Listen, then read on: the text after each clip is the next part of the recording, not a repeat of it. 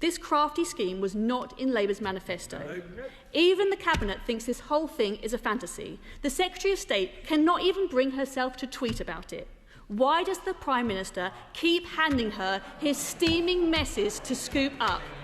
The migration argument having totally bombed, the migration argument is totally bombed, and you heard it here today. She and the Prime Minister are now reframing this whole thing as the route to better online services. No more rifling around utility bills. Her whole statement today, not an ID you hear today, not an ID, a key. But they are deliberately conflating two very different things. Better, more convenient online services were already coming in. We already had right to work and rent checks, convenient DBS checks, driving licence renewals, all designed with choice, consent and privacy in mind. Paper options retained, nobody forced down the digital route, and trust as the key. Private identity providers enabled. This is not about Luddites versus modernisers. This is about the fact that Labour cannot resist its big, fat socialist dreams. Centralised databases, state mandations, big money, the exclusion of private sector expertise. Why create this honeypot for hackers?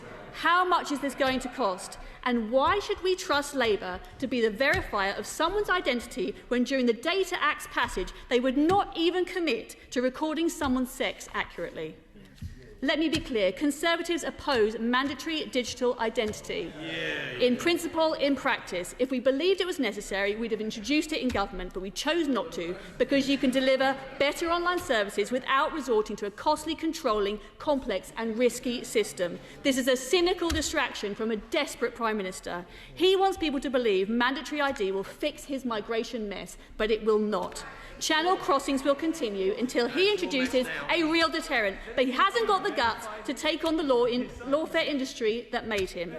We believe that government should empower citizens, not the other way round. That government should earn citizens' trust, not the other way round. Only those entitled to benefit should receive them. Those with no right to be here must leave. But these imperatives are not best delivered by controlling British people instead of those who don't play by the rules. The government that promised to tread lightly on our lives has got its boots out. Will the Secretary of State now kill this plan rather than be the sacrificial lamb for another of this Prime Minister's grubby mistakes? State.